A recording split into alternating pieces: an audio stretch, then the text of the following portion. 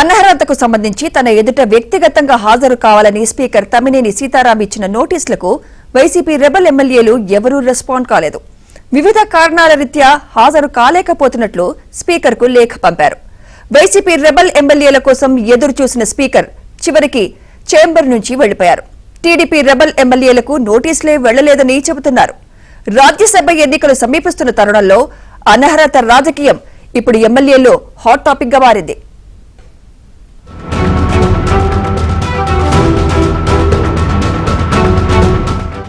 AP శాసనసభలో YCP TDP rebel ఎమ్మెల్యేల అనర్హతపై ఇరుపక్షాలు ఫిర్యాదు చేసుకున్నాయి. తమ పార్టీ తరపున ఎన్నికై టీడీపీకి మద్దతిస్తున్న ఉండవల్లి శ్రీదేవి, కోటంరెడ్డి శ్రీధర్ రెడ్డి, ఆనంద్ రామనారాయణ రెడ్డి, మేకపాటి చంద్రశేఖర్ రెడ్డిలపై అనర్హత వేటు వేయాలని చీఫ్ విప్ ప్రసాదరాజు ఫిర్యాదు చేశారు.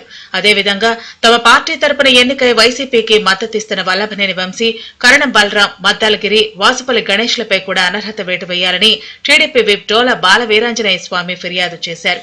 ఈ రెండు ఫిర్యాదులపై స్పీకర్ ఇప్పటికే 3 పర్యాయాలు ఇరు వర్గాలను పిలిపించారు. ఇందులో మొదటిసారి స్పీకర్ ఎదుట వైసీపీ రెబల్ ఎమ్మెల్యేలు 4 విచారణకు హాజరయ్యారు. రెండోసారి ఆనంద్ రామనారాయణ రెడ్డి ఒక్కరే విచారణకు హాజరయ్యారు. మూడోసారి సోమవారం మళ్లీ 3 ఎమ్మెల్యేలు ఉండవల్లి శ్రీదేవి, మేకపాటి చంద్రశేఖర్ రెడ్డి, కోటంరెడ్డి శ్రీధర్ రెడ్డిలను విచారణకు రావాల్సిందిగా స్పీకర్ నోటీసులు జారీ చేశారు. అయితే వేర్వేరు కారణాలతో సోమవారం విచారణకు రావటం లేదని 3 ఎమ్మెల్యేలు స్పీకర్ కు లేఖలు రాశారు. ఆరోగ్య కారణాలతో పాటు ముందుగా నిర్ణయించిన కార్యక్రమాలు ఉండటంతో తాము రాలేకపోతున్నామని వారు ప్రకటించారు.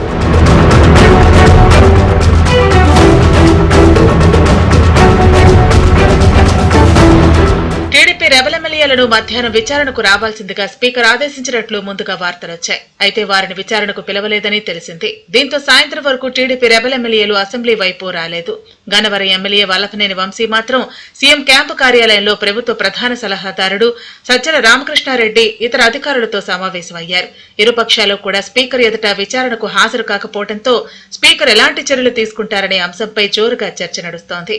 రాజ్యసభ ఎన్నికల నామినేషన్లకు ఈ నెల 15న తుది గడువు. వైసీపీకి చెందిన రాజ్యసభ అభ్యర్థులు 3 కూడా అసెంబ్లీలో నామినేషన్లు వేశారు. తెలుగుదేశం పోటీ చేస్తుందా లేదా అనే అంశంపై ఇంకా ఉత్కంఠ నెలకొంది.